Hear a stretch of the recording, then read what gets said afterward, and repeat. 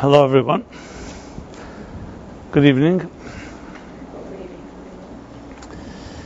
And welcome. We are now presently in the 9 days. You all know what the 9 days are? Well, if you don't, I'll try to explain. 9 days are the saddest period in the Jewish calendar, which coincide with the first day of the month of Av, the Hebrew month of Av, which began a few days ago, and going 9 days into the month, with the 9th of Av being the actual day that, as the Mishnah says, 5 great tragedies occurred on that day. And the two biggest ones, perhaps, are the destruction of the first temple and the second temple.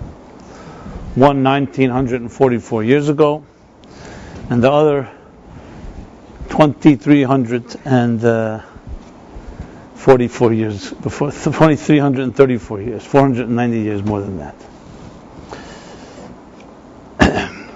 And we still remember vividly every year that destruction. There's even a discussion whether in the time of the second temple did they remember Tisha B'Av, because Tisha B'Av was destruction of the first temple. Once the second temple was restored, then of course you could argue that there's no longer a reason to remember. But once the second temple was destroyed, there's no question of it, obviously. But as I've emphasized in the past weeks, and I always emphasize, especially when you talk about Jewish subjects, the great challenge of our time is how to understand the relevance, the personal relevance to our lives of these events that happened so long ago, a different part of the geography of the world. Basically, who cares? There's nothing. We shouldn't be afraid of asking the irreverent question: why should we really care about these events? We've got plenty of our own troubles today, personally, collectively, globally, communally. Why do we need to throw in some more stuff of old history? And the truth is, without a deeper spiritual understanding of history and the events in history, the fact is, the best that you can come up with is that we commemorate. It's like if your parents asked you to remember something, their parents asked them to remember, and their parents asked them to remember, going back thousands of years. So it seems like a courteous thing to do. A cordial thing to do is to respect the memory, respect the events that took place back then. But if that's all it's about, if that's what all of this is about, how passionate and how committed can we really be just by doing a favor to our parents and ancestors, remembering their ordeals or their tribulations, their tragedies and their redemptions. And that's why the Holy Arizal, known as the Holy Arizal, Isaac Luria, 16th century, considered by some as the greatest Kabbalist of all, lived in Tzfat the last few years of his life. And his life was a short life. He only lived around 37 and a half. But he made an impact maybe more than anyone in history. I'm excluding Moses and so on, especially in the last few centuries. And above all, he's the one really the bridge to how we understand mysticism today. Before the Arizal, even though there were mystics, and there are mystical texts, including, of course, the classic Zohar, but to make it and turn it into a so-called scientific system, the Arizal was the first one that actually did that. It was the map. And a map that till this day we're able to somewhat decipher and relate to our lives. And one of the things that Arizal says on a verse in Megillas Esther, story of Purim. So there you have an expression that says, after the miracle took place and Haman was killed and the decree was abolished, so that Mordechai and Esther declare, and as the Sanhedrin, the Supreme Court, the Jewish Supreme Court of the time, to establish this day of Purim as a holiday for the generations to come. And didn't It wasn't just automatic. There are many things that happened in Jewish history, and not everything became a holiday. We only have that many holidays. I know it's plenty, but a lot more events happen than holidays. An expression when they finally the consensus was, yes, we will establish Purim as a holiday every year. There's an expression there in the pasuk. It says in the verse, "Hayomim ha'ela niskarim v'nasim." These days shall be remembered and v'nasim, and fulfilled. That's the literal interpretation. These days shall be remembered, v'nasim, and fulfilled. Of course, the word fulfilled, nasim, seems redundant and unnecessary. Enough to say, hayomim ha'ela niskarim. We shall remember these days. What's the word v'nasim? Which also means we shall bring into being. Nasim means when you create something, you say, you build it, asiyah. Lasa is nasim. And the Arizal, one of his students, Moshe Zucato, was named the Ramaz for short, acronym for the name, writes that the meaning of the word gives us a whole new take on what the nature of time is. And here you see, just in one small example, how the analysis, of a precise analysis of biblical words can reveal for us a whole new understanding of metaphysical understanding of the nature of time. And he says the following: Hayom Meil Niskarim V'Nasim is saying that every year, not only do you remember, but the spiral of time returns to that particular axis, exactly as it was then, V'Nasim, and it's actually recreated every year. So we could look at time. Einstein was revolutionized how we look at time, but he was a Jew, and he definitely had Jewish genes, and Jews have always been struggling with the nature of time. See, space is a little easier to relate to because space can be measured. Time is an invisible force. Is time just an imaginary, necessary measure of past, present, and future, or is there really such a thing called time? Einstein was one of the first that discovered that time was energy. But if you open up a Zohar, the Zohar says it very specifically. Not necessarily a book of science, but a book of metaphysics. And the Zohar says, in the beginning of the Torah, we read 6 days of creation.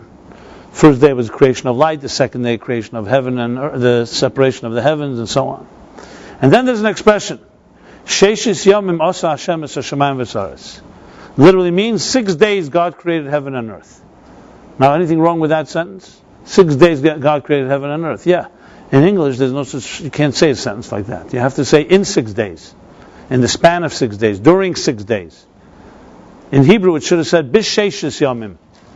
Osa Hashem Hashemayim V'Saretz. Why does it say Sheishis Yomim? And the Zohar says, Kol Yom Ovid Adidite, because God didn't just create things during that span, He actually created the span of 6. That 6 days is a cycle of time. And every day has its energy. So time is not a linear flow of energy. Besides the fact that it tells us that it's energy, it's also telling us that there's a parameters for this energy. This energy does not work like a line. It works more like a circle. More precisely, a spiral. Because it's not like a circle repeating itself again and again. It's repeating the same cycle, but on a different plane. Like a spiral, like a spring. So as such, every year, when that day comes, you're not just remembering what happened last year, the energy of that moment is repeating itself. This Einstein did not discover. Einstein just said time is energy. And has a whole analysis of how time, you can bend time, time is relative, and so on. But the Zohar and the Arizal says, Hayom Meil Niskarim V'Nasim. Why do we remember Purim? Because actually that energy happens every moment. And this is relevant to everyone here in a very personal way. What's your birthday like? What's a birthday? So most people see a birthday as commemorating you were born. Let's say the average age here is around 19, 20. Everybody here? So around 20 years ago, your soul entered into a body. And the moment that the umbilical cord was cut and you became a separate entity from your mother, at least physically, psychologically is another story. I'm sure some of us are still working on that. And we have another Jew to discuss that. That's called Freud. He tells us about Jewish mothers. Einstein tells us about Jewish time. And at that moment, something happened. God decided that your soul belongs on this earth and needs to begin a mission. And every year, that moment, that day comes again. It's not just you remembering what happened 1 year ago, 2 years ago, 5 years ago, 19 years ago, whatever your age is. As they say, a gentleman remembers a woman's birthday, not her age. And the opposite, of course, is also true. So, not just you're commemorating something that happened many years ago, you're actually re-experiencing, recreating that energy. That's why we say on Rosh Hashanah, Zeh hayom tchilas masecha. Today is the beginning of your creation. What do you mean the beginning? It began thousands of years ago. Because every year that energy. So really, it's a story of energy. The fact that we don't see it, well, we don't see anything really. What we see is, as we'll be discussing, is only things from the outside in. We don't see things from the inside out. But when you have an energy perspective on things, you think of everything from the inside out. What's first? The energy or the container? What follows? Form follows function, or function follows form. So we all know form follows function. You go to any graphic design, the first thing they want to know is, tell me the soul of your project. What do you want to achieve? And then I'll figure out how to achieve it. Big mistakes in life is then when we begin to develop the tools before we know what we want to do. So everything follows the energy within. Same thing with time. So when we honor the 9 days, the destruction of the temple, it's not an event that happened thousands of years ago, it's happening right now. Not in the physical sense, but in the spiritual sense. And actually, everything begins in the spiritual sense, and sometimes it expresses itself physically, and sometimes it doesn't. Like how many feelings and thoughts that we have during the day. Some of them never make it to earth, so to speak. Sometimes they never come out and become concrete. Of 1,000 ideas, maybe one is articulated. So we're constantly filled with energies and ideas and flow of things, and when it's concretized, then it comes out in the physical plane. Same with time, which also explains another thing. I don't know if you're familiar with this. When the metric system was established, so one of the goals was to make everything very uniform in tens and hundreds and thousands. So you have meters and millimeters and so on. And Europe laughs at the United States. That the United States has these odd, bizarre, disproportionate and uneven measuring system. But one thing that the metric system was not able to achieve, they also wanted to make, instead of a week being 7 days, it should be 10 days. So everything is a uniform 10. You should have a week being 10 days. Why did that not catch on? I assume 10 days was just too long to wait for a weekend. Even 7 days for most people is too much. So, but the truth is, why do we have a 7-day week? Why is it 7 days? You ever think about it? Why not 6? Why not 5? Why not 11? Why 7? Is it some type of imaginary, consensus? People got together and made 7 days. Well, the first place 7 days is mentioned in the Bible. So it's interesting, the whole structure of the universe is based on the biblical one, as much as people believe or don't believe in the Bible. That's what the Bible says, 6 days, and 7th day you shall rest, and that's the week. But why in the Bible there's 7 days? As I just said, the Zohar says time is a creation. The explanation is very simple. 7 is the parameters of time. 7 dimensions of energy. So you're all familiar with the number 7 as in the 7 spheres, and the 7 times 7, 49 days of the Omer. If you're familiar with my book on the Omer, you have Chesed is Sunday. Kindness. Gevura, discipline, is Monday. So the energy comes first. And there's 7 energies, and that's it. When the energies finish, the only place to go is repeat the spiral, repeat the cycle. So actually on Shabbos, which is Malchus, so if you go Chesed, Gevura, Teferes, Netzach, Chayid, Yesod, Malchus, today's Wednesday, so Wednesday is the 4th, so that is Netzach.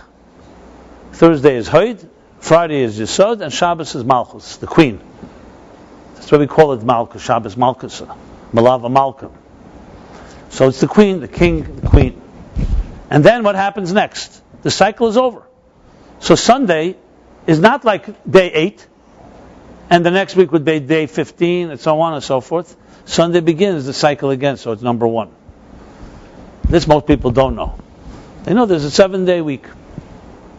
So in that context, now we are in a period in time that is a sad period in history, not in order to evoke sadness in us, but to remember the cycle of life, and the cycle of time, just like every cycle has like a wheel, like a Ferris wheel. It turns all the time. And when you're on top, you always know that it's still going to turn. And when you're on the bottom, you should also know it will always turn. And when you try to fight the cycle, that's when the trouble begins. A good swimmer is not someone who's always swimming. A great swimmer is someone that when the storm strikes, knows to stop fighting the tide and just floats. Let the tide carry you. And then when the storm calms down and you have the ability, then you know when to make your move. So a great swimmer is not someone who's always swimming. Someone that when you have to know sometimes when to hold them and when to fold them. You have to know when to swim and when to float. That everyone who navigates well in life are the people who know how to do that. And psychologically, that's also true. We don't like bad moods, so we fight it. And I'm not saying we shouldn't. If you could somewhat control it, great. But if you can't, maybe that's a time of introspection. That's what the Alter Rebbe says. It's a time to stop and maybe to gather ourselves, gather our resources, time to collect. Look at the brilliance of Joseph. He understood the years of famine would come after the years of plenty, so in the years of plenty, he stocked up for the years of famine. Right? Also 7, right? So this is the period of time where there's a so-called the ebb and the flow. The moon is the perfect example. It says Yisrael Daimim Levana, Meinin Levana. The Jewish people are compared to and they count to the moon. The moon is our lunar cycle. We bless the new moon. The moon is a cycle of around 29 and a half days. We don't have half days, so it's 29 or 30 days alternately. And that means when you look up in the sky, you look at the moon, you know exactly what day in the Hebrew month it is. The 15th of the month is always the full moon, the Hebrew month. And hence we have holidays, Pesach, Sukkot, and Purim, the 14th and 15th of the month. Then there's the days of the month like New Year. Rosh Hashanah is the first day. That's when there's a new moon. The first quarter is around the 7th day of the month. Right now we're a little after the first quarter. And then comes the third quarter is around the 22nd day of the month. So all you have to do is look at the moon. So the moon is the story of the cycle. You look at the sun, you can't see real changes. Here and there, sunspots, sun flares, but overall the sun's a consistent furnace. In the moon, you constantly see change because the moon is the cycle of time. And the cycle of time is the cycle of life. Where the weather changes. In the summer, the trees blossom. And then you see as the fall comes, the leaves fall, and the trees go to sleep, they hibernate for the winter. And they understand the cycle, they don't fight it. Everything has purpose and everything is part of the cycle. But to go beyond that, I'd like to discuss, as we titled this class, is how do you look at yourself? Do you look at things from the inside out or from the outside in? Many years ago, before I wrote Toward a Meaningful Life, and I was always dreaming of writing a book, the title I always thought of using a book was Speaking to Yourself. I was always intrigued by this. What do we say to ourselves when no one's around? Like in the shower. Or times where you just speak to yourself. Whether you say it in actual words or you say it quietly to yourself. You speak to yourself differently than you speak to others. Because there's no inhibitions, there's no fears, there's no judgment, there's no living up to anyone else's expectations. And I actually began writing it, and this class was actually a type of model for me because I would experiment, not now, but years ago, in conversations. What do people say to themselves? And then what do you say to others? And how different is it? What you would say to someone else and what you say to yourself about any given situation. And of course, this always evokes all kinds of forms of embarrassment. People don't like to expose what they're really thinking. And it came to me that the fact is in life, the truth is, how do we all know that we all exist? How do you know I exist? Really?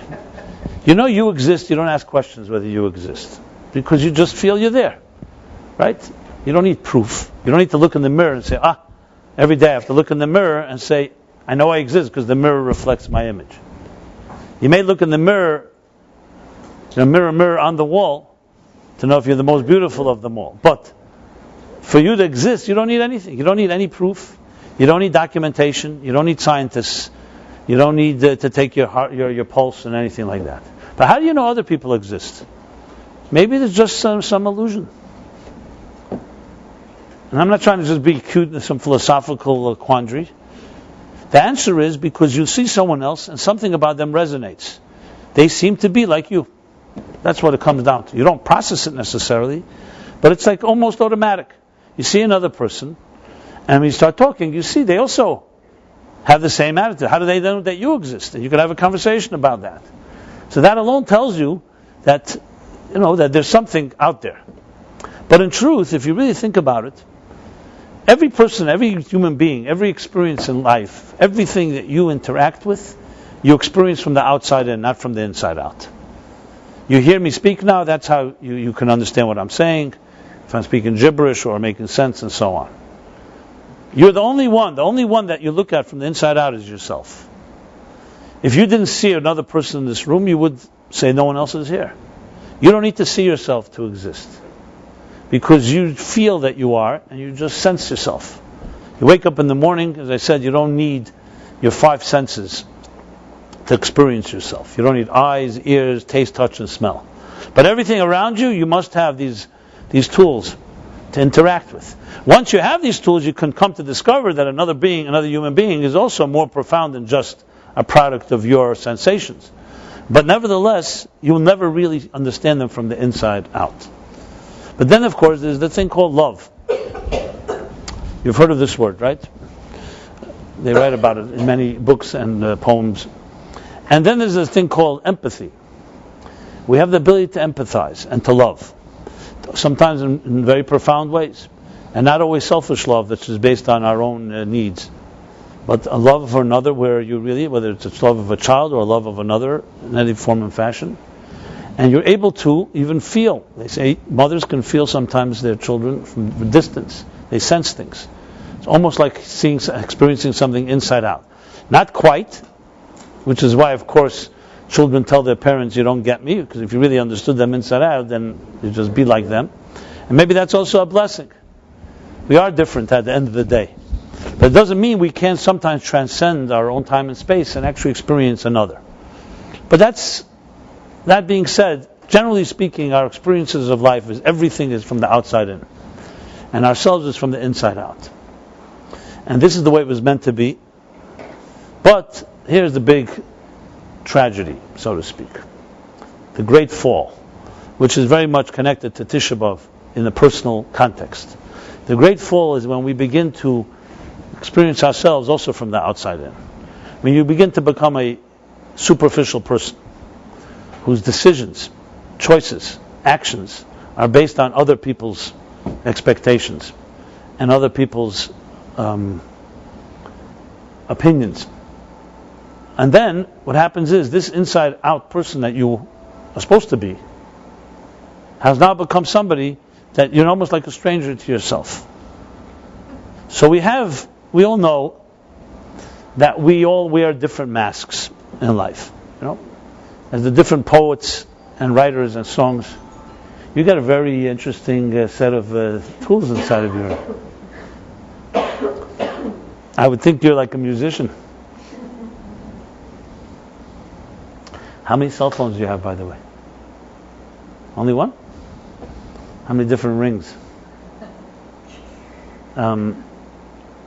So you'd think logically that it would make sense that a human being would have the confidence, self-confidence. You are who you are from within, and then you express yourself.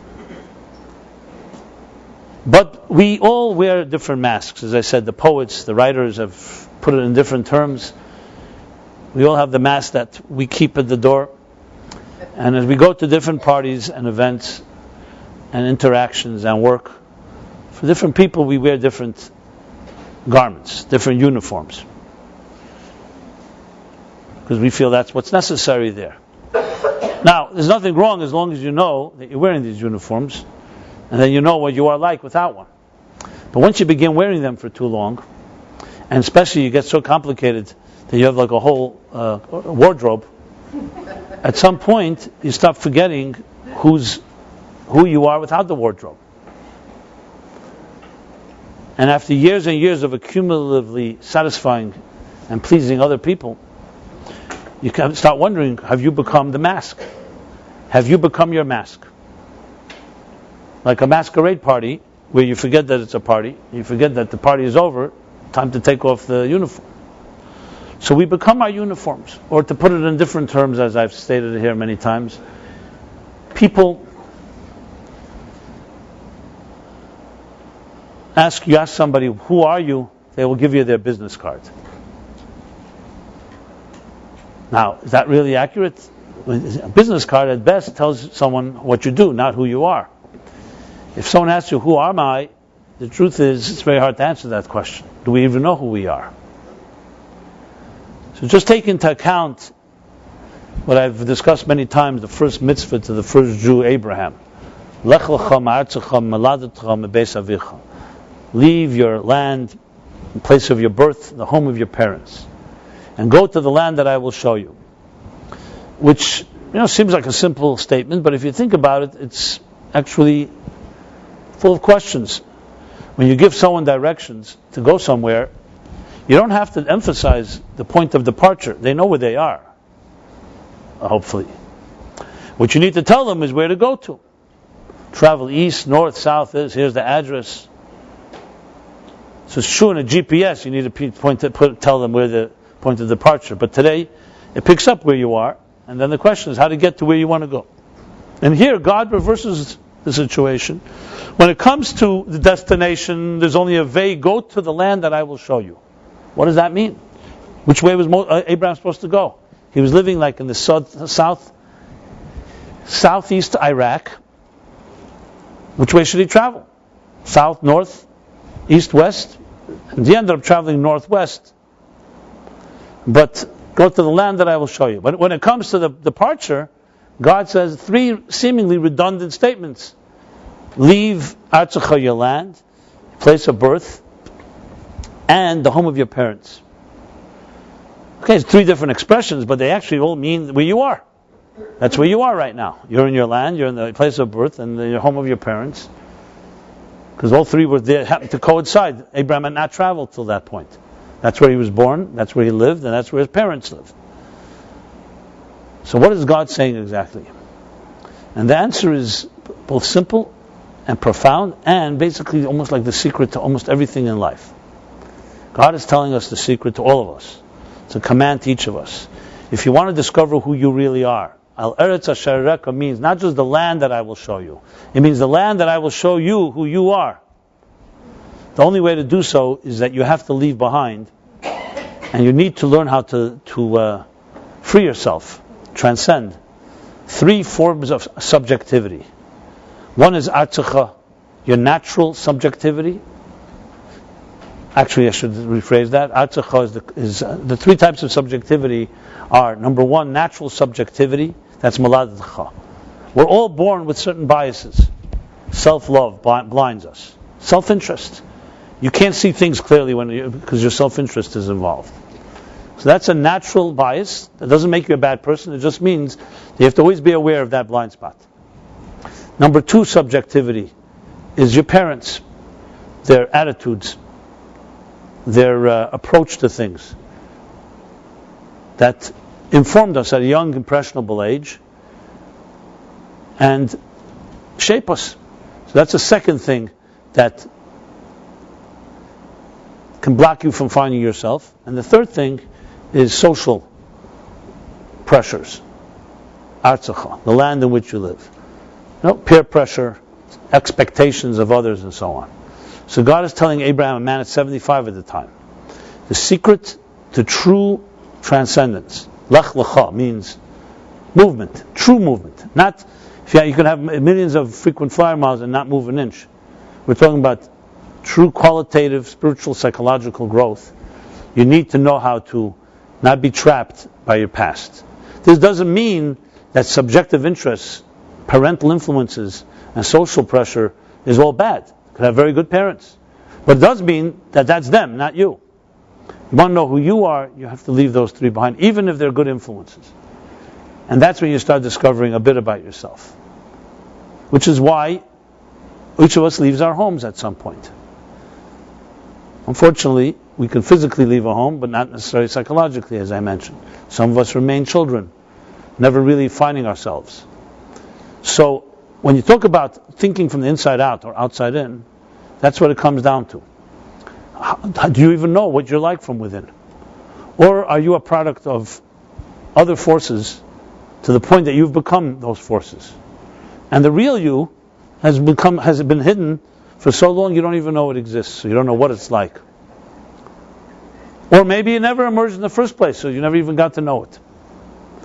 This isn't an easy question to answer, and it's very difficult actually to speak about, because when you start thinking about this, you can make someone very uneasy, because you may be living a lie, basically. I don't want to say the word lie, that may be strong.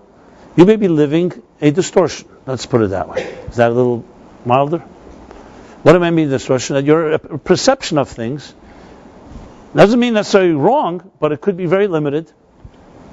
And this may challenge all your assumptions. Because the question is really, what would I do had other people not influenced me? And how much am I really, as much as we like to pontificate and wax eloquent about how independent we are, the question is, are we really independent? Does independent mean that you have no ball and chain tying you down? What about psychological independence? Sadly, and maybe this is the way it's meant to be, so maybe it's not sadly, the time that challenges us most in finding ourselves are the difficult times in life. Trauma, loss, because that pulls the carpet out from under us. It takes us out of our comfort zone, and it forces you to have to look at yourself in a new way. And people do not do that, usually. Because why would you? Why would you want to get out of your comfort zone? Why would you intentionally and deliberately get yourself out of comfort zone? Comfort is something we all like. But then there's things that happen in life that strip us of our comforts, of our perceptions, of our previous defense mechanisms, and suddenly they're not working. And you have nothing left. You're left naked. You're left vulnerable. Tisha B'Av is a day like that. Maybe the ultimate day like that. Yom Kippur is also a day like that. But Yom Kippur is a positive day. Yom Kippur, we deliberately, intentionally go in that way, and we fast, and we try to strip ourselves of all the material involvements. Kol Nidre means we absolve ourselves of all commitments and all binds and bounds that connect, that confine us. But Tisha B'Av, it was stripped from us. It wasn't willing. That's when the temple was destroyed. So it's a day where we acknowledge, but the thing is, that one of the greatest strengths of the Jews was that they were never afraid to look at the abyss. They could look at the enemy and come out stronger. That's real people are able to do that. People who have no one should ever have to face trauma or loss, so that's not even a question. But you look at people who do, and the ones that come out stronger are the ones that have found themselves. And those that have not, when something traumatic happens, it destroys them, and because everything that they thought they were, suddenly not there, and they have nothing else, they have no alternative.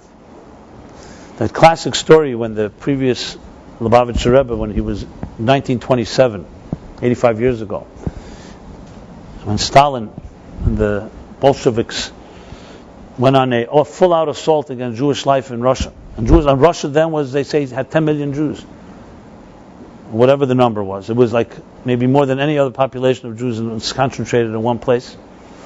So you can imagine it was a big, big thing. They closed down all the shuls and all the schools and kosher and mikvahs in the works. And one man, among many, ran and tried. He fought against them, and they arrested him. And obviously there was no due process. He was at threat of death any moment. But he refused to cooperate with his captors.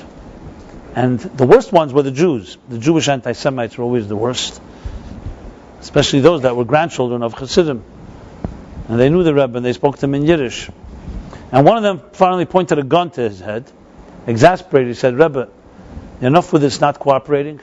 Here you're in a place where you listen to what we have to say." And they pointed the pistol to his head and said that this gun has made many people cooperate.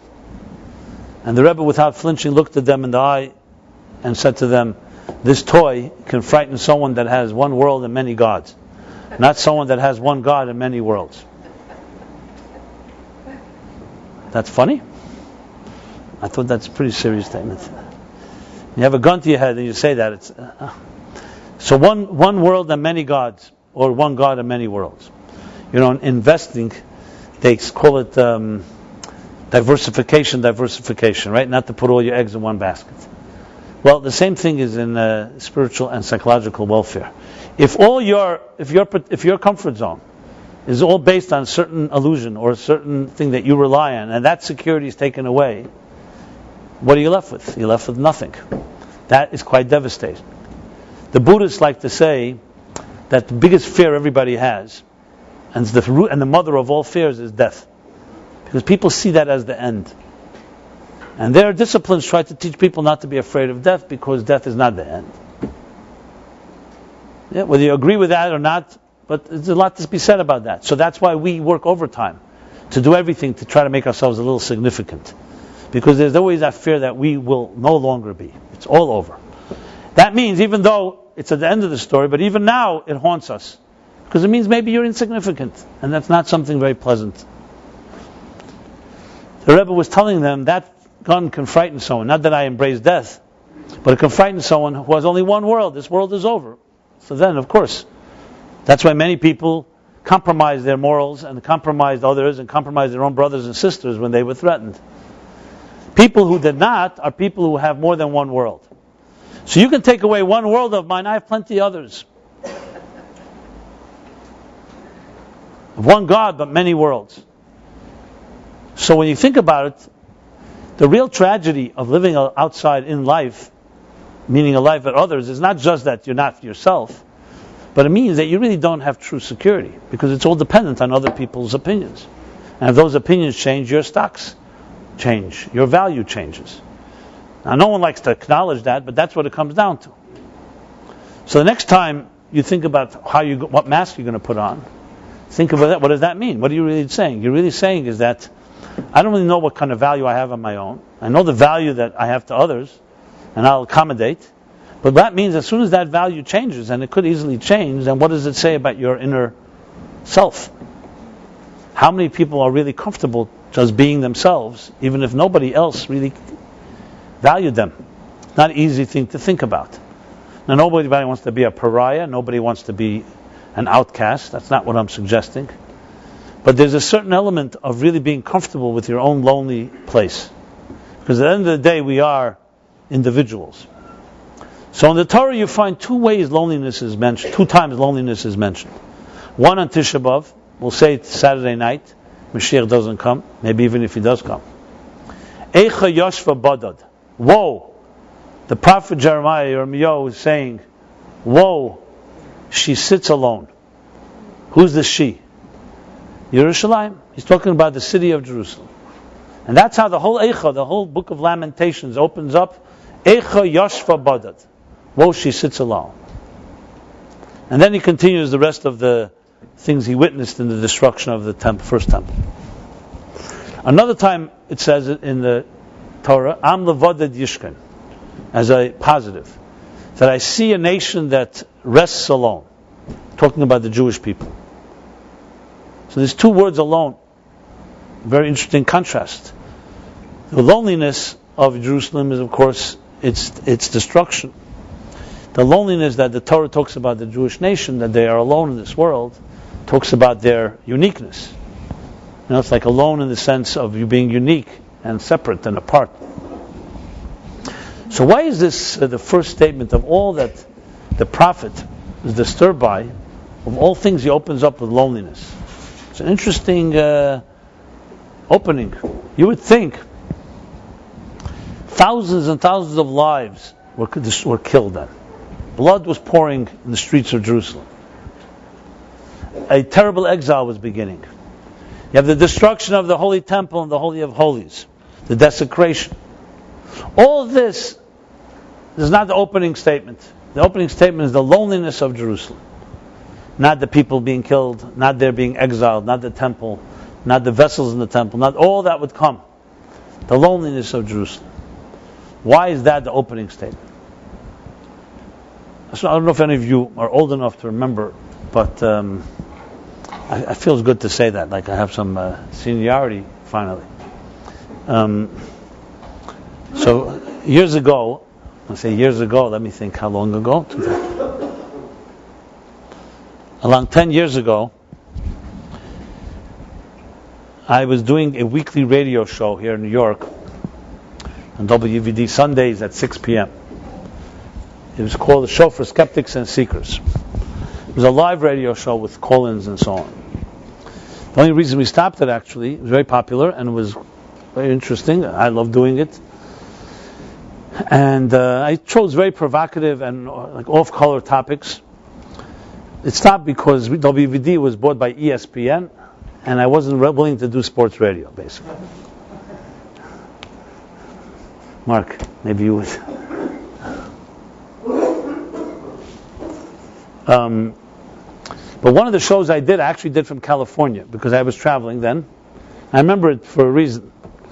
Because I had made friends then with some of you may know, have heard of Leonard Cohen, singer-songwriter.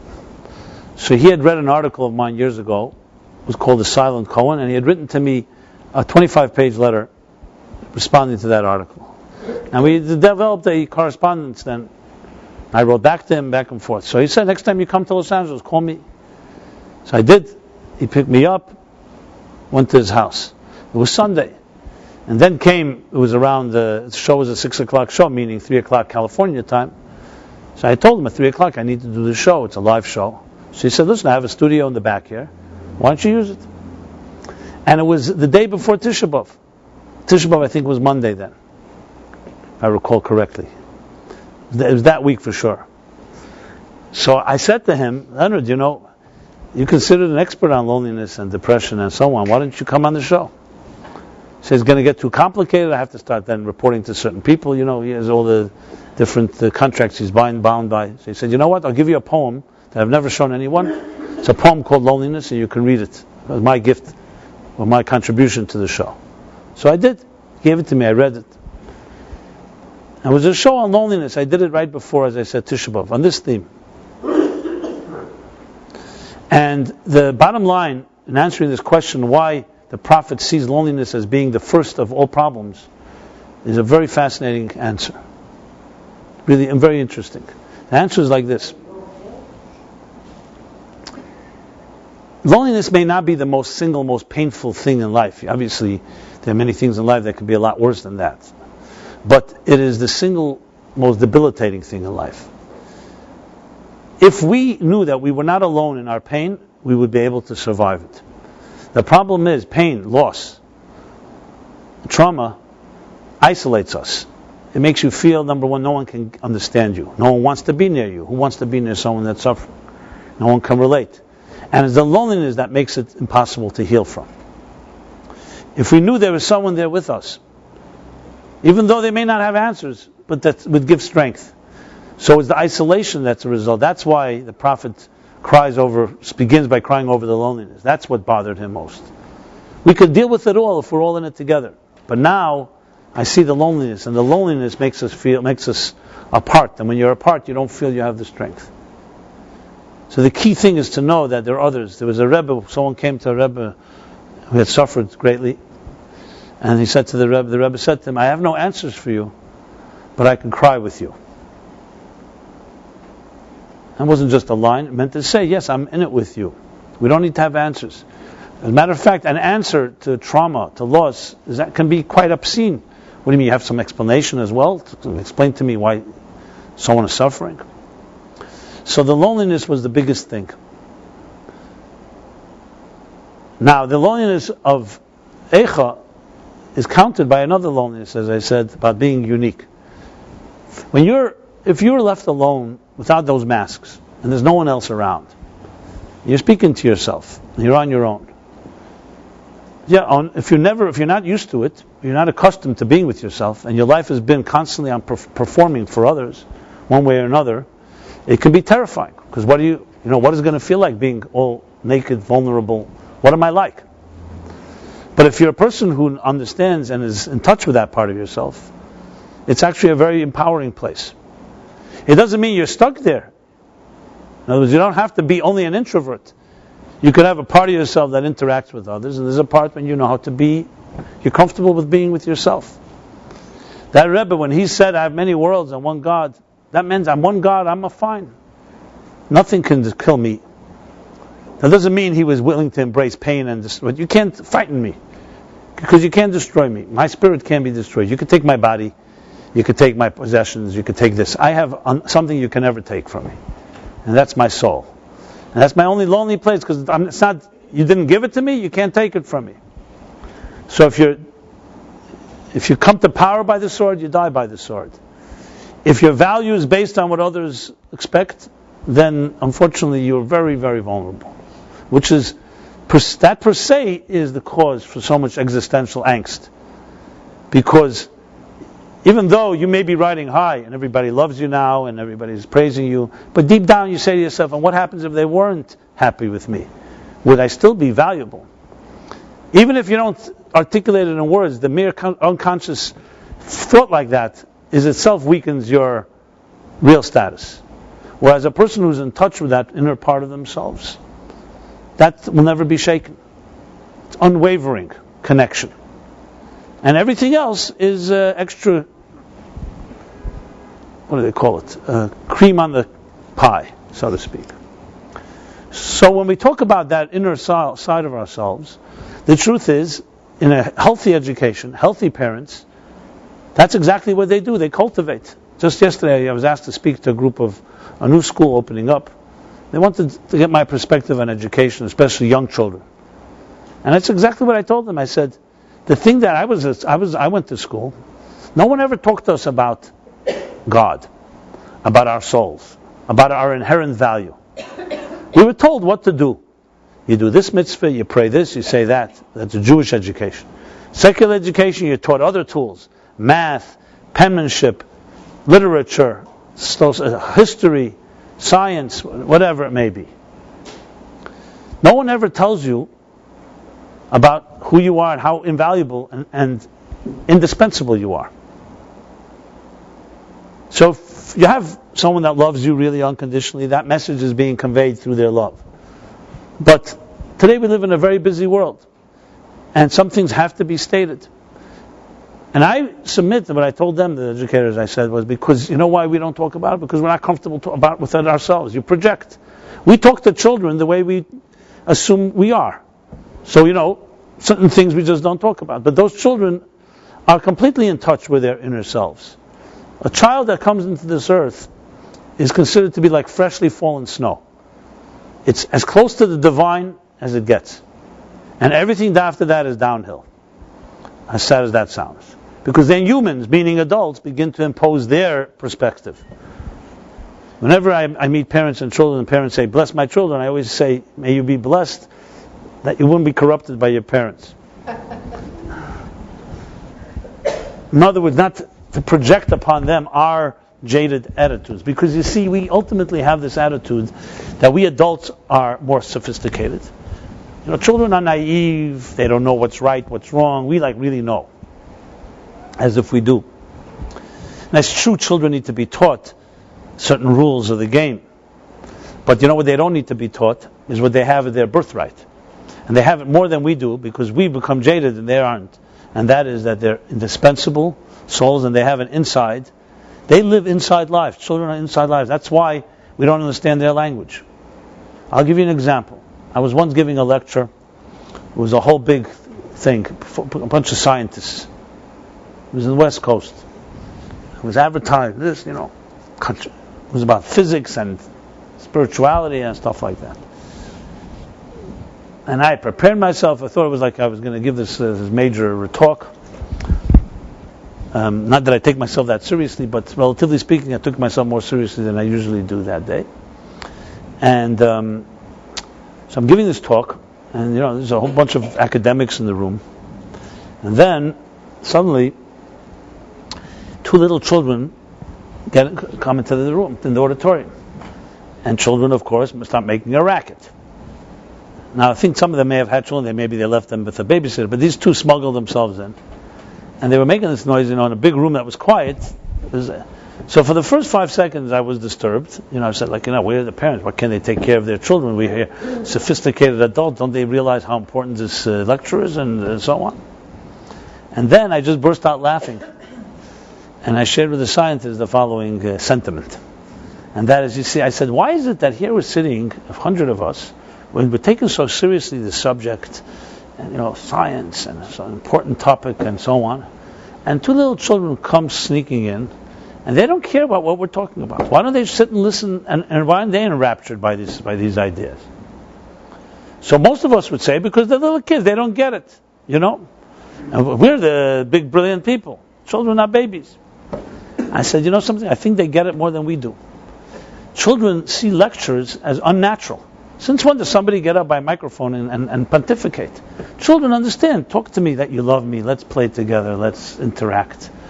Lectures is an adult creation that's very entertaining for us. And maybe it strokes our egos, And they were pretty mortified, the academics, because I was saying I was the lecturer actually. Because they say I was insulting the whole thing. And I really feel it's correct. That's why if I went over to those children and say, what do you like today? And we start talking heart to heart, they would listen to me. But standing up there, it's not a natural thing. And then ever since, when I lecture, I always feel I'm doing something that's unnatural. I hope I don't feel that way right now. So that's why I try to keep it irreverent and informal. Because human beings, souls are talking to each other. What are we doing here?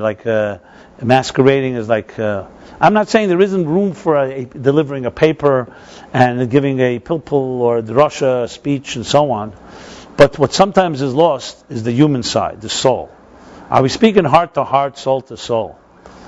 Most of our interactions today, let's be honest, most of our interactions in life are about superficial matters. And we're not talking soul to soul, we're talking body to body. What do you want and what do I want? And let's see if we can negotiate, basically. It's 2 narcissistic human beings trying to figure out how they can each win and give and take. And I'm not saying there aren't benefits. We live in a world with a lot of interaction like that. But at the end of the day, it's not about inherent value. How many conversations did you have today that's purely about your inherent value that God put you on this earth to make an indispensable contribution? When's the last time someone even reminded you of that? So I told them that's what you should teach the children. Everything else is tools. You're going to teach them about a tool chest, you have to know what to use the tools for. The greatest gift you can give to a human being is to teach them their indispensable value. That they matter, that they have something that is not dependent on anyone else in the world, and that they should learn to have the confidence to follow their voice. I remember my son came home one day from school and he was all excited about this line. Because he was excited, I got excited. I remind him of this from time to time. Today he's a little older, so. And the line was like this. It says, you were born an original, don't become a copy. Okay? So in the time of the 9 days, when we think about, we should be thinking about what was taken away from us, it's really a time to figure out what we really are, not see it as necessarily a negative, as a positive. At times you need to be able to, how are you like when you're alone? That's not such a terrifying thing. Maybe you can start finding out something. Maybe you'll find out that you're a pretty good person. And the nightmares you have about being alone may not be so terrible. And I say you shouldn't remain alone, but find out what you are, what's your soul like. And when you find that out, you'll be able to maybe find a soul partner who's also alone, and then 2 alone people could become together. As Leonard Cohen says, let's be alone together. So when 2 people really join that love each other, you think that every part of them becomes suddenly joined? There's always a part of you that's hard to articulate. That's always your unique little place. Or you could see it either as being something terrifying, or you could see it as being your strength. It's the uniqueness that God gave you that makes you different than everyone else. And it's not a contradiction of being a participant in the party as well. Doesn't mean you shouldn't put on sometimes a mask, but never become your mask. So that's what this period in time is about. Help us look at ourselves in that way. But to take it a step further, what means looking at something from the inside out? If you really start thinking of it from that perspective, you'll see it's quite actually exhilarating. How many interactions, let's say, did we have today? If you listed everything you did today, I tested this. Most people can come up with around 100 to around 150 items. I mean every detail. The moment you awoke, all the snooze buttons you pressed, whatever. You check your text as soon as you get out of bed? No? How long does it take? Okay. You're checking your text now?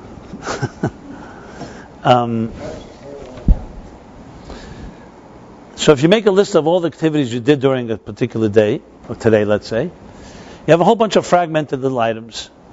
You woke up in the morning, you daydreamed a bit,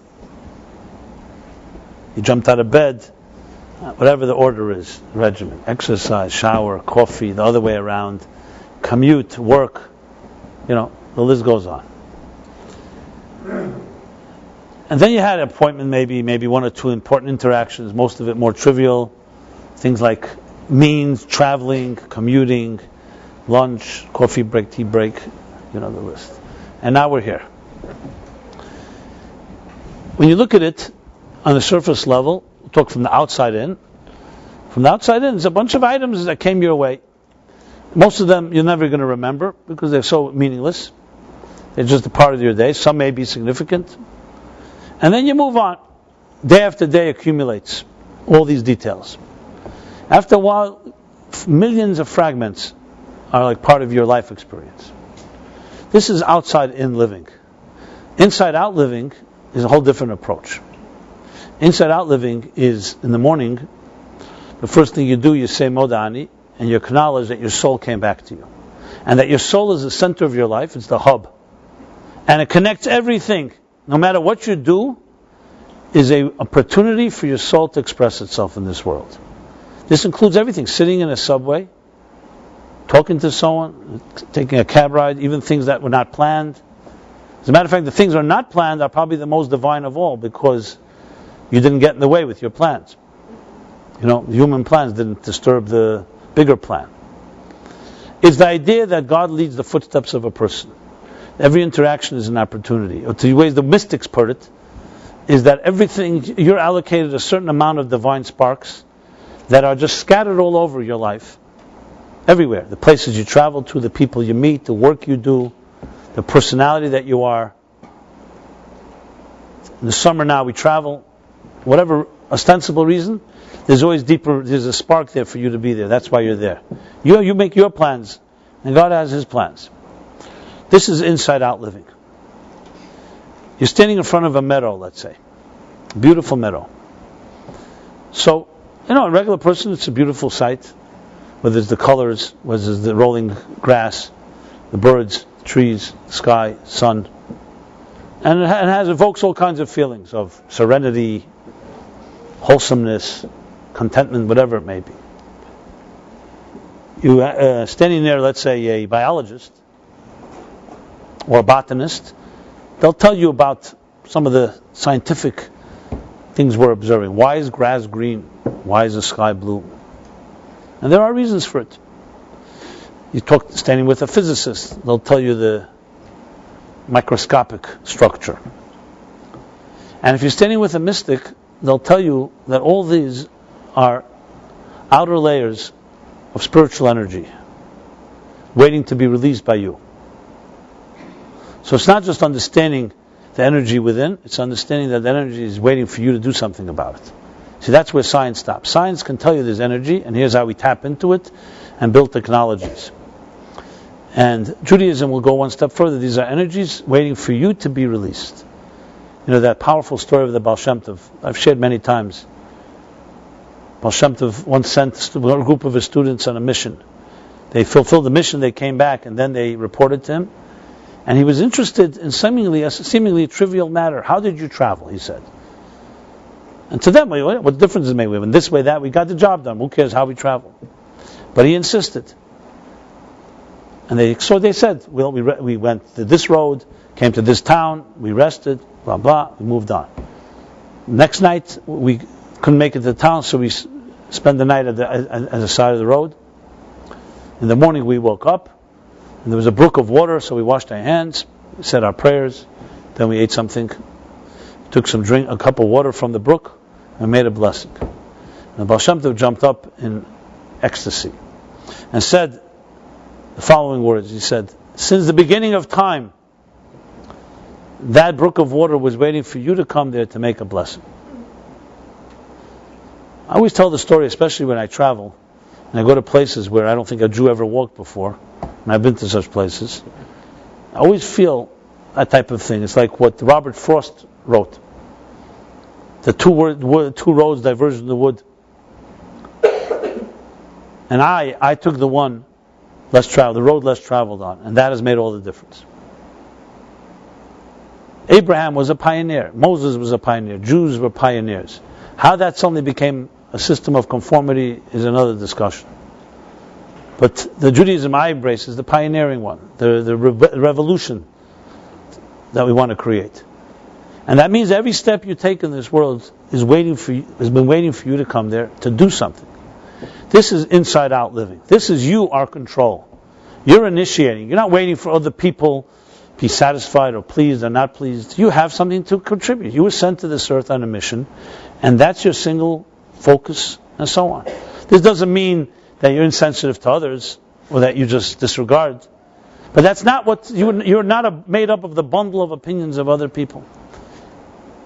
Now, many people hearing this will say, you know what you're describing is a leader. I'm not a leader, I'm a follower. Well, there's nothing sadder to hear than that. Yes, there are people who are natural leaders, who have the fortitude, who have the blessing, the ability to actually lead like a commander-in-chief. But everyone's a leader. The question is whether you lead 1 million people or you lead one person, which means yourself. You're a leader because you have something to contribute that no one else can contribute but you. So who's going to lead exactly in that area? Who's going to do that? It's not you. Im einani li mili, that Hillel says, he didn't say it only to leaders. Everyone has, if I'm not, who will be? Again, this doesn't mean that you don't have the second half if I'm only for myself. But you have a musical note to play that nobody can play but you. Tisha B'Av, as I've discussed many times, is 9, the 9th day. What does that remind us when there's 9? So I was thinking about it. 11 years ago, we had a thing called 9/11. 9/11, 9/11. And then I remembered, 9/11 is a statement from the Sefer Yetzirah, the Book of Formation, attributed to Abraham. It's the first text of Kabbalah. Some say there's an earlier text called Raziel HaMalach, attributed to Adam. But anyway, this first text, there's a statement there that says the following. I think it's section 1, chapter 14. Or chapter 4 maybe. It says, the Eser spheres blima, 10 shapeless spheres. Eser v'lo tesha, 10 but not 9. Eser v'lo achadasha, 10 but not 11. 9/11. 10 but not 9, 10 but not 11. And then Tisha B'Av is 9. Why is it 9? Because it's missing the most important ingredient in life. Your value, dignity, malchus. You could have Chachma, Bina, Das, Chesed, Gvura, Teferes, Netzach, Chad, Yisod. These are the 9 psychological DNA building blocks of a human being's psyche. Chachma, Bina, Das are the 3 cognitive faculties. Wisdom, understanding, knowledge, or you could say conception, comprehension, and conclusion. Then comes 6 emotional faculties. Love, discipline, compassion, fortitude, ambition, humility, and bonding. If you have all those 9, come on, what are you missing? You have wisdom, intelligence, you have love, you have discipline. It sounds a perfect picture to me. But it's 9 but not 10. That's what it is. It's missing the most important ingredient. Self-esteem. There are people that are brilliant. There are people who are very loving and have all the qualities. But they don't have a sense of self-esteem. They're lacking dignity. They're lacking inner sense of self. They have great tools. And they know it. But it doesn't give them self-esteem. How is that possible? Because self-esteem is not based on how smart or how emotional or how loving you are or how loving people love you. It's based on a sense of self, and that was not cultivated when you were young and not reinforced. You can have it all and remain a very insecure, fearful human being that is just brilliant and very skilled and talented. There are quite a number of people like that. As a matter of fact, people like that use their intelligence to hide their insecurity. Like the guy that once told me, described somebody, he says, he hides his ignorance with his arrogance. Some people hide their insecurity with all their machinations, and they look like, wow, they're all so ambitious and powerful. And bottom line, you have a little scared child inside that machine that, just as protected, learned to develop a whole sophisticated defense mechanisms to protect a very vulnerable kid. Emotional maturity is far different than intellectual brilliance. You can be very intellectually mature, but emotionally like a kid. Not difficult to see for someone who knows how to recognize those things. Obviously, a person like that would be devastated if they were exposed, because they really think that they're successful. The thing is, because they don't have emotional intelligence, they don't know how transparent they are. That's the problem. It's far more dangerous are people who are emotionally intelligent. But the point that I'm making here is 9. So this period in time is an opportunity to look into ourselves and realize, number one, you must know, without a shred of doubt, you are a leader, period. Does this mean that you're a leader that can lead and motivate thousands? That's not the issue. You have something to contribute that no one will contribute but you.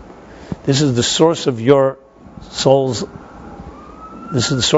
purpose, and the source of why you're here on this earth. Why are you here on this earth? No one's going to answer, I'm here to satisfy other people's expectations, right? That sounds a little ridiculous. God sent you to this earth to please somebody. Why would He need that for?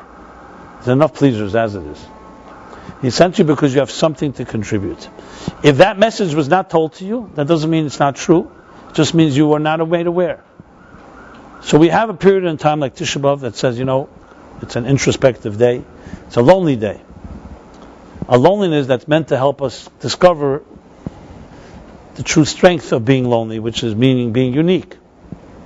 So you can be lonely that demoralizes you, or you can be lonely that teaches you have something unique. I don't know if you remember the day when you at some age, some people it's 18, 19, 17, 20, when you suddenly realize you're not just another product of your classmates. You suddenly realize, I'm a little different than the people that I went to school with. At some point in life, when we're earlier on, children identify with their peers. And they're like a group. There comes a point where the day where you wake up one day, you realize I'm not part of a herd. And for some, that's a very frightening day. I don't know if you could point to the day, but that period in time. Because suddenly, what is this? Like you feel somewhat out of sorts. Well, it's really, you're coming into your own. And I've spoken to people who've gone through that. Sometimes it's good to have, obviously, people who have someone to speak to, it helps.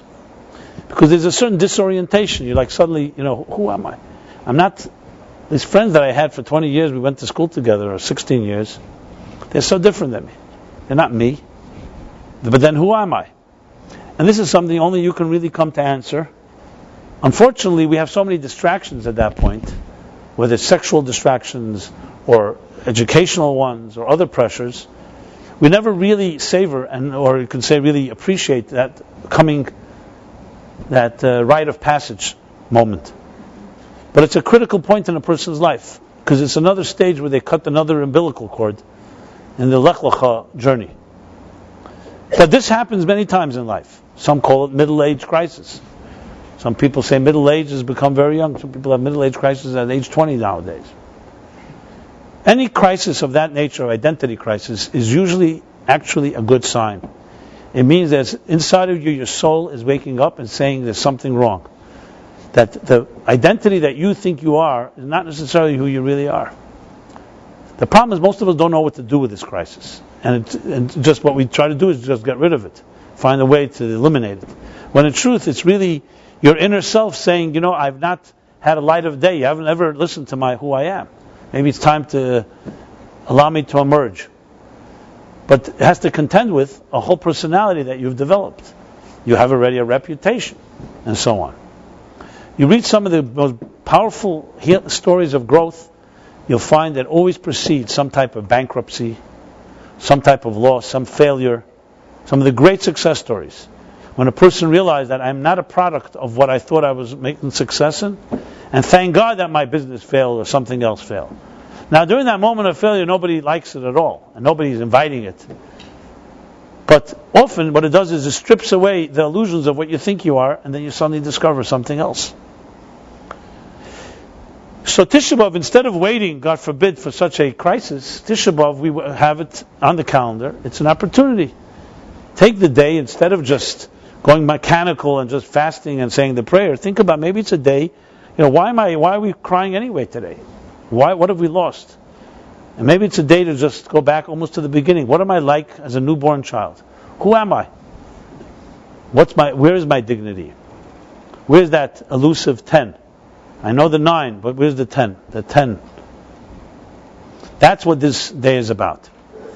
And what it gives you back in return is the ability to start looking at things from the inside out. I've been trained. I meet all you beautiful people. Thank God in my life I've met many people in this world. I wouldn't consider myself someone that's completely naive and blind. You see people, some people are more pleasant than others. Some people don't necessarily rub you the right way. People are people, different people. But nevertheless, when you train yourself and you start thinking of people as souls, so then the difference between people is simply how much some souls are shining through and more transparent, and others are concealed. I see people are very bitter. People are very bitter at themselves, at others. Their attitudes are full of, they've got a chip on their shoulder. You could see this in lines at airports, in road rage. You could see it. You could see it usually in very almost mundane matters. How people behave in a store, in a restaurant. It tells you a lot. It tells you how people behave. The refinement. Now, I'm not trying to give anyone an excuse. Everybody has a responsibility as an adult to behave like a mensch. But when you look at it from the inside out, there's a compassion. You see, this person must have really suffered. Why'd they become so bitter? Must have maybe had a bitter mother. That's where they learned how to be bitter. And their status quo is being bitter. And for them to smile, it's like a whole thing. So, I like to make trouble from time to time, as they say. I like to make miserable people happy and happy people miserable. So, I was on the airport a while back, and there was this woman who was very angry at everybody, including me, for no particular reason. It was Friday. And then she was maneuvering her way, I saw to get ahead of everybody and so on. So I didn't really care, fine. She gets ahead, but then there was somebody who was not going to let her do it. And I remember she looked at me, she took it out on me for some reason. She says, I know Shabbos coming soon. That type of this. So I knew that she was Jewish. She had that particular edge to her. So I said, okay, so then we're like family. So what are you so upset about? Anyway, I knew that would just upset her more, which was my intention. I didn't get anywhere. Don't think there's a happy ending, because she had to do it. I'm just telling you what happened. But it was interesting to me. I was observing it and smiling, and it was so obvious to me. And I would, if she was on my flight, maybe I would have had a longer conversation. But I did say to her one thing. I said when she finally got through there, I said, life is so beautiful, so much to smile about. She gave me this scowl, what do I know about life, etc. And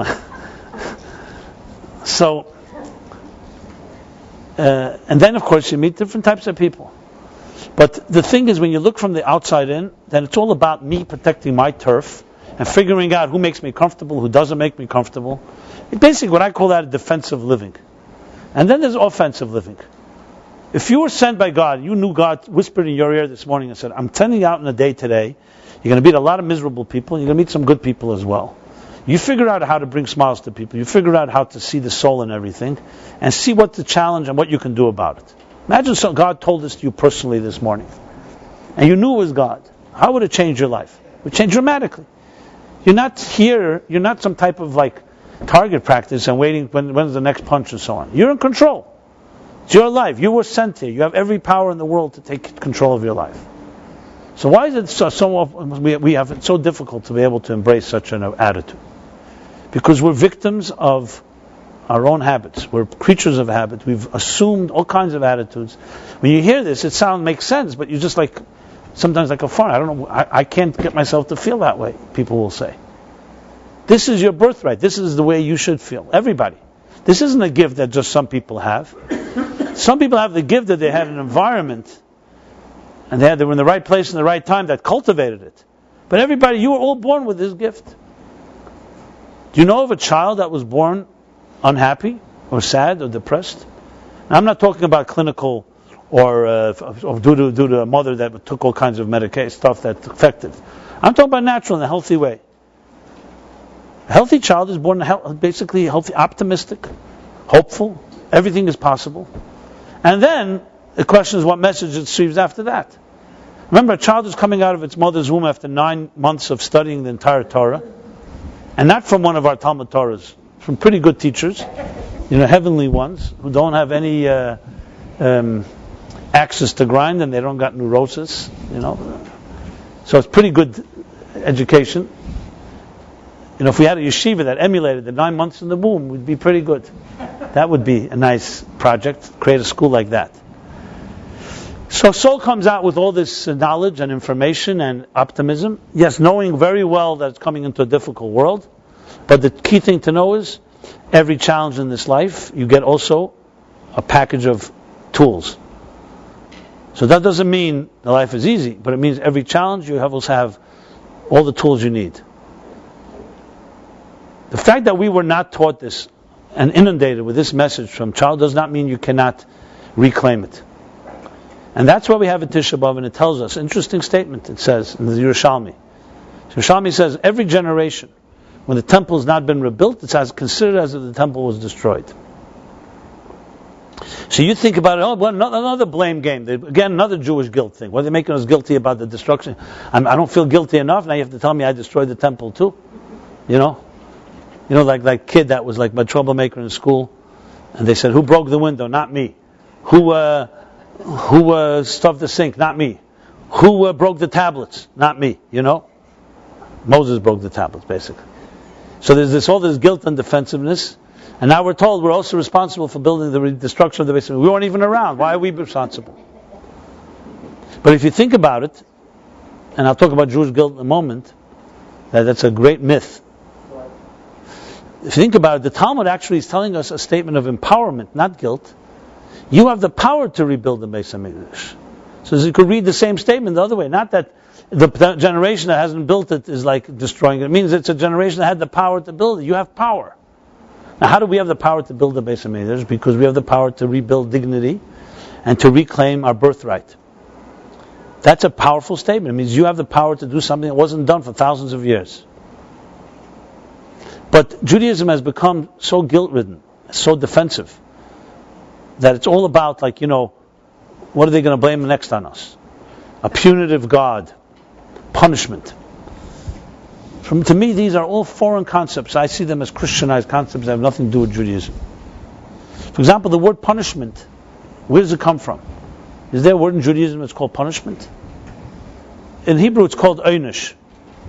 The Shalah writes that schar and einish is cause and effect. Would you say when you put your hand in fire, the fire punishes you? No, you'd say it's cause and effect. So the idea of punishment is as if there's a big principle in heaven waiting for us to misbehave. It can't wait, and then strikes us with lightning when we misbehave. Where did this concept come from? It comes from a juvenile reading of the Bible, and anyone that has a little seichel and understands God is not just some human being waiting to punish us, understands that these anthropomorphic projections are human. They're have nothing to do with God. If you read the Torah, and even if you want to read it literally, it says human being was created in the divine image. That's what it says. Where do we even know that a human being has evil inside? It's not till the next chapter, Noach, that it says Yetzer Leva Adam Ramin Urav, that a person also has an inclination, selfish inclination, or an evil one, if you want to call it. But the Tselem Elokim, that's the essence of it all. Human beings created in the divine image. It's the Christian distortion of the tree of knowledge that says original sin it destroyed or completely annihilated the divine image. Now we are in the shape of the devil. And if you want to redeem yourself, you need salvation, you need to believe in a certain Jew. I find that quite ironic. Why that Jew? Why not me? I'm also a Jew, Why is his divine image is better than mine, But that's another story. In Judaism, what's happened was your divine image can be concealed, but it can never be annihilated. It can never be destroyed, because it's like destroying divine. How could you destroy the divine image? The soul is in the divine image. How could, if you destroy the divine image, you destroy the divine? That's not possible. So it's concealed. Ra in Hebrew, I wouldn't use the word evil. Evil is the absence of good. Evil has no power of its own. You give it power by allowing it to take hold in your life. If you're insecure, you don't feel confident, then of course you're a breeding ground for everything that's going to be unhealthy. What is our natural state? Health. Health is not absence of illness. Health is a state of its own. Just like peace is not shalom, is not just absence of war. But when we live in a world where we got used to a lot of bloodshed and selfishness and narcissism, it becomes like that's the natural state. And if we have a moment of respite, great, what a gift. The Jewish perspective is the natural state of existence is beauty, is divine. That was concealed, and it's waiting to be revealed. It's a whole different attitude to life. That's also an inside-out approach. So that doesn't mean some people aren't obnoxious and some people easier, but if you're looking for the soul in everything, you're always looking, where is the soul even inside of a dark spirit? Even inside of a scowling woman on a Friday afternoon in the airport. And that's when you look to see what can you do to help the situation. What can you do to help? Where is it? Like they say about the royal optimist. They used to say about Ronald Reagan or whatever. So comes in front of a little kid, a little farm boy. Comes to a barn, and he opens up the barn, and it's filled with manure all the way to the roof. So everyone would, what everyone would say. And this little boy, in his optimism, says, there must be a pony in here somewhere, So it's a different way to look at things. This one sees the manure, this one sees there must be a pony in here. It's true. The world is a strange place. But we are either part of the problem or part of the solution. I know that's a cliche, I repeat many times. But to me, it's not just a cliche, it's actually a reality. And ask yourself, which one are you? And you can't say you're in the undecided group, because then basically you're part of the problem. Until you change that undecided to decided. Three types of people. People who make the news, people who read people who make things happen, people who watch things happen. There's a lot of things to watch. And people who ask what happened. We have the power to make things happen. We have the power to initiate, to be proactive. And I know that many of our education systems have beat the will out of us, and the confidence, and that type of sense of self. But that does not mean it's not there. Find yourself people that reinforce it. Find yourself people that teach you that you can be lonely, alone, and still be all-powerful. And then, when you go and meet other people and socialize, your socializing is a whole different level. You're not socializing because you desperately need other people for your own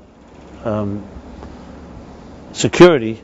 Is because those people complement and help you actualize yourself. Not that you shape yourself by them. So it becomes not like the blind leading the blind. Now, whether all of us are going to be able to call on our deeper reservoir, resources, and come to this, each at their own level. But for every person here that makes that decision, you can change the world. Because unfortunately, for every person that has such an attitude, a proactive, inside-out attitude, you have thousands and thousands that don't. And it stands out. So basically, it's a small team that needs members. So you happen to be a very invaluable asset to the bigger picture. And that's how we pray in the morning and say Meida'ani and acknowledge, maybe have a conversation with God and ask God, what do you think about me? You like what you see? You think, am I fulfilling what you wanted me to fulfill? And look at it as a positive thing. Time to start thinking not like that we're products or victims or survivors of other people's choices. We are independent entities. Yes, we need each other. We definitely need recognition. But don't never confuse needing recognition and becoming defined by recognition. It's like we all need to wear clothes, but are you your clothes? Times we need to wear certain uniforms, but you're not your uniform. That's what you do. That's not who you are. You have to know who's in control, who's the captain, and who's the slave, and who's the master. All addiction, the question that's always asked is, who's the master and who's the slave? If it's the substance, if it's the object that is in control, then you're an addict. If you're in control, then different things, you use different tools for different purposes. The ultimate devastation, ultimate destruction of dignity is when a person does not have that sense of self. And I'll conclude with what God said to Adam after the tree of knowledge. The classic story, God goes into the Garden of Eden. And he says to Adam, he says, Ayeka, where are you? So the question is, what do you mean, where are you? God doesn't know where he is. So this question was asked by a minister, a Russian minister of the Alter Rebbe, the Baal HaTanya, when he was imprisoned. So the ministers who were very educated, so they got a good catch because he was a real scholar. And they would come have these conversations with him, philosophical conversations. And one of them was this. The minister says, Rebbe, tell me, what does God say? So the Rebbe gave him the Rashi's answer. He says, I know what Rashi says. I want to know what you say. The Alter Rebbe was a formidable person. He stood up and he looked him in the eyes. He said, Ayeka? That's a question God asks every human being.